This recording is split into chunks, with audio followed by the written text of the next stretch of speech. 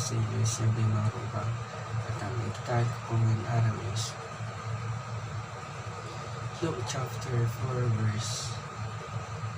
Mark chapter 7 verse 14 to 23. Kill sin or it will kill you.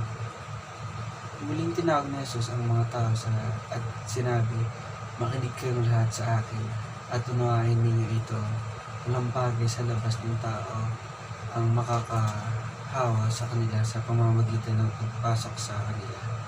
Sa halip, ang lumabas sa isang tao ang nagpaparumi sa kanila. Pagkaalis niya sa karamihan at pagpasok sa bahay, kinulong siya ng kanyang mga alagad tungkol sa talinghagang ito. Napaka-purod mo ba? Tanong niya. Hindi mo ba nakikita na walang anumang pumapasok sa isang tao mula sa labas ng makakahawa sa kanila? Sapagkat hindi ito pumapasok sa kanilang puso kundi sa kanilang tiyan at pagkatapos sa labas ng katawan.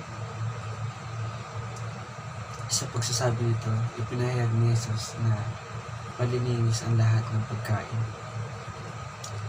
Nagpatuloy siya, ang lumabas sa isip ng tao ay siyang sapagkat mula sa loob mula sa puso ng tao, nangangailangan ng magsamang pag-iisip, pagnanakaw, pagpapatay, pangungutsya, kasakanuman, masamang hangarin, panlinlang, kalayaan, inggit, paninirang puri, pagmamataas at kahalagahan. Ang lahat ng kasamang ito ay napumala sa loob at nagpaparumi sa isang tao. Ang Marcos chapter 7 verse 14 to 23 ay naglalaman ng pagtanggi ni Jesus sa mga paniniwala sa mga Farisayo tungkol sa kalinisan sa pamamagitan ng pagkondena ng kanilang ugali na tanggihan ang batas ng Diyos para sa kanilang sariling tradisyon. Dito nagsasaad siya ng higit sa detalye tungkol sa kung ano talaga ang nagpaparumi sa isang tao.